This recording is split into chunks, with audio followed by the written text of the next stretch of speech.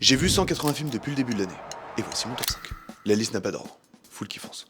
Mais reste bien jusqu'à la fin, parce que j'ai peut-être un petit bonus pour toi. Pour le premier, on est sur un film de braquage, et l'histoire est très simple. C'est un mec qui va sortir de 5 ans de prison, qui repart directement faire un casse. Voilà, il passe les grilles de la prison, il monte dans le camion, il part faire son casse. Et on va vite se rendre compte que son casse, il va pas se passer aussi bien que prévu. Voilà, il y a quelques galères sur la route, bonne galère même. Ce film c'est Running Time, il est sorti en 97, et il est dispo sur YouTube.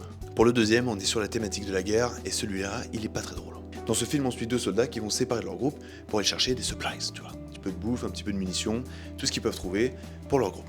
Malheureusement, ils vont se rendre compte que le village où ils devaient aller, il a déjà été atteint par les ennemis. Et c'est là que ça va un petit peu partir en couille pour eux, et qu'ils vont faire leur mieux pour survivre. Ce film est sorti en 77, réalisé par Larissa Shepitko, et c'est The Ascent. Check-moi ça, la rafale. Pour le troisième, on est sur un film qui réunit un super casting, et aussi 3 histoires simultanées. D'un côté, on a un duo de flics qui veut faire tomber un cartel. De l'autre, on a une famille qui est bien dans la merde juridiquement, et de l'autre encore, on a une autre famille qui est dans la merde à cause de la drogue. Voilà, la gamine a pété un câble, elle casse les couilles. Mais ce qui est fort, c'est que ces 3 histoires, elles sont intimement liées. Et c'est ça qui est beau dans ce film. Moi j'adorais. Ce film c'est Trafic, sorti en 2000 et réalisé par Soderbergh.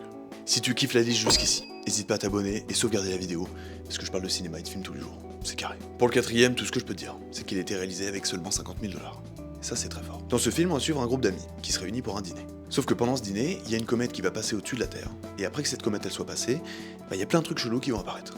Ils vont partir un petit peu dans des dimensions bien chelous. Absolument génial. J'ai cru que j'étais avec eux du début à la fin. Ce film c'est Cohérence, il est sorti en 2013.